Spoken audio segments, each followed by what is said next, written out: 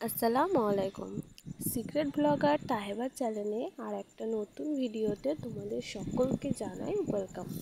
আশা করছি সবাই ভালো আছো আর আমরাও খুব ভালো আছি। আজকে সকালবেলায় বেশ কিছুটা কাজ করে নিয়ে তারপরেই কিন্তু ব্লগটা স্টার্ট করেছি। বাড়ির সমস্ত কাজ কাম করে এখন সোজা চলে এসেছি রান্নাঘরে।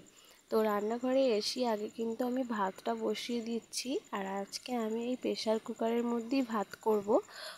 আর এই প্রেশার কুকারেও কিন্তু ঝরঝরে হাঁড়ির মতন ভাত করা যায়, আর সেটাই আজকে তোমাদের সাথে আমি শেয়ার করব। আশা করছি ভিডিওটা তোমাদের একটু হলেও ভালো লাগবে, তাই স্কিপ না করে পুরো ভিডিওটা দেখার অনুরোধ রইল। ভাতটাও এদিকে হচ্ছে, তার সাথে কিন্তু আমি এদিকে কুমড়ো চচ্চড়ি করব, সেটাও কিন্তু বসিয়ে দিয়েছি। আর আজকে আমি এই কুমড়োটা কিন্তু একদম জল ছাড়াই চচ্চড়ি করব। আর বেশ অনেকটা পেঁয়াজ দিয়েছি যাতে খুব তাড়াতাড়ি জলটা বেরিয়ে কুমড়োটা রান্না হতে সাহায্য করে। আর কুমড়োর মধ্যেও কিন্তু অনেকটাই জল থাকে, তাই এক্সট্রা কোনো জল দেওয়ার আর কোনো দরকারই থাকে না, এটা যদি একদম লো ফ্লেমে রান্না করা যায়। তো খুব বেশি জল বেরিয়ে রান্নাটা কিন্তু হয়ে যায়। তো সেইভাবেই কিন্তু আজকে আমি ঢাকা দিয়ে এই চচ্চড়িটা করব। আর মাঝে সাঝে খালি একটু একটু করে নেড়ে দেবো। তো খুব বেশি নাড়লে আবার কুমড়োগুলো কেটে কেটে গিয়ে একদমই গলে যেতে পারে, তাই হালকা হালকা একবার নেড়ে দিলেই কুমড়োটা ভালোভাবে রান্না হয়ে যাবে। আর তোমরা দেখতেই পাচ্ছ যে কুমড়োটা দিয়ে কতটা পরিমাণে জল বেরিয়েছে। আর আমি এইভাবেই আর লাস্ট নাড়লাম, আর কিন্তু নাড়বো না। এটাকে ঢাকা দিয়ে একদম লো ফ্লেমে এটা রান্না হতে দেবো যতক্ষণ না জলটা শুকিয়ে যাচ্ছে। আর ওদিকে কিন্তু আমার ভাতটা যে বসিয়েছিলাম একটা সিটি হয়ে গেছে। এবার কিন্তু আমি সিটির হাওয়াটা খুলে দেবো, খুলে নিয়ে একবার ভালো করে নেড়ে দেখে নেব ভাতটার কতদূর বাকি আছে। যদি বাকি থাকে তাহলে আরেকটু জল দিয়ে ফুটিয়ে নেব, আর যদি ভাতটা হয়ে যায় তাহলে কিন্তু ওর মধ্যে আমি 1 মগ জল ঢেলে দেবো ঠান্ডা, দিয়ে 5 থেকে 10 মিনিট আমি এটাকে একটু রেখে দিয়ে এর গার্ডারটা যে গার্ডারটা আছে, তারপরে যে সিঁড়িটা আছে এটাও খুলে দিয়ে আমি কিন্তু ভাতটা এরকমভাবে ফ্যানটা ড্রেন করে দেবো। আমার এই কুকিং ভিডিওটা দেখতে দেখতে যদি তোমাদের কোনো পার্ট একটু ভালো লেগে যায় অবশ্যই একটা লাইক দিয়ে দেবে। আর একটা লাইক তোমাদের আমাকে পরবর্তীকালে আরও ভিডিও বানাতে উৎসাহিত করে। আর যারা আমার চ্যানেলে নতুন, যারা আমার ভিডিও প্রথমবার দেখছো, তারা কিন্তু অবশ্যই চ্যানেলটা সাবস্ক্রাইব করে রাখতে পারো। আর যারা এই কাজটা অলরেডি করে দিয়েছো তাদের ঘরে কিন্তু অসংখ্য অসংখ্য ধন্যবাদ। যাদের হাতে কম সময় থাকে, খুব তাড়াতাড়ি রান্না করার চাপ থাকে, তারা কিন্তু এই প্রেসার কুকারের মধ্যে এরকম ঝরঝরে ভাত কিন্তু তোমরা রান্না করে নিতে পারো। তারপরে কিন্তু আমি এখানে চিকেনটা ম্যারিনেট করে নিচ্ছি। আজকে চিকেনটা একটু অন্যরকম করে রান্না করব। চিকেনটাও কিন্তু আজকে জল ছাড়াই রান্না করব। আর তার মধ্যে কিন্তু একটা এক্সট্রা মশলা দেব, সেটা হচ্ছে বিরিয়ানি মশলা। আর এই বিরিয়ানি মশলা দিয়ে কিন্তু আমি আজকে চিকেনটা বানাবো। তো চিকেনের পুরো রেসিপিটা তোমাদের সাথে শেয়ার করতে পারলাম না, তো আমি খুবই দুঃখিত। তোমরা যদি চাও দেখতে অবশ্যই আমাকে কমেন্ট করতে পারো, আমি তোমাদের সাথে পরে একটা কোনো ভিডিওতে শেয়ার করে নেব। আর এরকম বিরিয়ানির মশলা দিয়ে চিকেন করলে কিন্তু আলাদা রকমেরই একটা টেস্ট হয়। আর আমাদের বাড়িতে চিকেনটা সবসময় হওয়ার জন্যে বেশিরভাগ সময় চিকেনটাই বেশি হয়। তো তার জন্য চিকেনের ওপর বিভিন্ন রকম এক্সপেরিমেন্ট কিন্তু চলতেই থাকে আমার মা আর মেয়ের মধ্যে।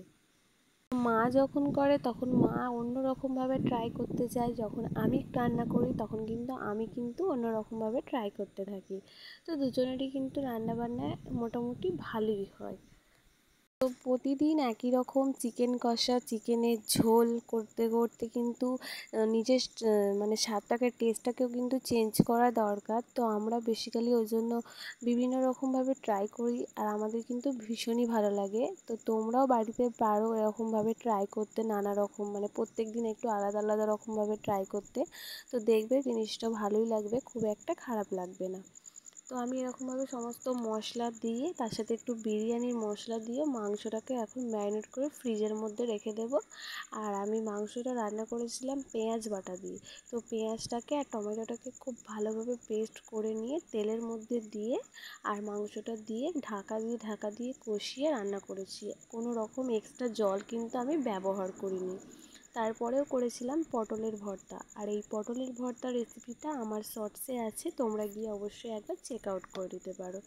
আর আজকে রান্না হয়েছিল কুমড়ো চচ্চড়ি, ডাল, তার সাথে চিকেন কষা, আর সবথেকে নজর কাড়া করেছিল যে পটলের ভর্তা রেসিপিটা। পটলের ভর্তা রেসিপিটা থাকলে এক থালা ভাত নিমেষে কিন্তু উঠে যাবে। আমি চাইলেও তোমাদের সাথে সমস্ত কিছু ভিডিওটা শেয়ার করতে পারছি না, কারণ আজকে আমি তোমাদের সাথে এই রান্নার ভিডিওটাই শেয়ার করলাম। জানি না তোমাদের কতটুকু ভালো লাগবে, কারণ আমার রান্নাঘর নেই সেরকমভাবে, কোনো রকম ভালো জিনিসপত্রও নেই। আর আমি চেষ্টা করছি আমার খুব তাড়াতাড়ি একটা রান্নাঘরটা তৈরি করার। তো আমি যেহেতু এখনও রান্নাঘর হয়নি, তো আমি এখনও বাড়ির বারান্দার মধ্যে কিন্তু রান্না বান্না করছি, খুবই অসুবিধা হচ্ছে। তাই অন্যরকম কাজ আর তোমাদের সাথে আজকে শেয়ার করতে পারলাম না, তো আমি খুবই দুঃখিত। সব কাজ কিন্তু আমি নিজের মতন করে টাইম টু টাইম কিন্তু কমপ্লিট করে নিয়েছি। চেষ্টা করছি তোমাদের সাথে কিছু কিছু শেয়ার করার, তো পরবর্তী ভিডিওর জন্য চোখ রাখতে হবে আমার চ্যানেলে, আরও কিছু তোমাদের সাথে শেয়ার করার বাকি আছে। আর আজকে কিন্তু এই পটলের ভর্তাটা সবথেকে ভালো লেগেছে আমার মায়ের। তো আমার মায়ের ভালো লেগেছে আমার তো ভীষণই মজা লেগেছে যে মায়ের কিছু একটা ভালো লেগেছে। আর আমি চাই সবসময় আমার মাকে সবসময় হাসি খুশি এবং খুব ভালো রাখতে। তো সেই চেষ্টাই সবসময় করি। আর সবাইকে একটা কথাই বলবো যে মায়ের মতন জিনিস হয় না, তো সবাই কিন্তু মাকে ভালো রেখো, ভালোবাসো। আগের ভিডিওতে তোমাদের সাথে শেয়ার করেছিলাম একটা কথা, যে হিংসা। আর সত্যি আমার মা এতটাই পরিশ্রমী যে মানুষ আমার মাকে দেখে হিংসা করে, এখনো পর্যন্ত জ্বলে। তো এই কথাটা কিন্তু আমি ওপেন প্ল্যাটফর্মে তোমাদের সবার সামনে শেয়ার করলাম। রান্না বান্না করে সমস্ত কিছু কাজ গুছিয়ে নিয়ে দুপুরবেলা সবাই মিলে এখন লাঞ্চ করতে বসে পড়েছি। আর ভিডিওটা এইখানেই শেষ করছি। কেমন লাগলো কমেন্টে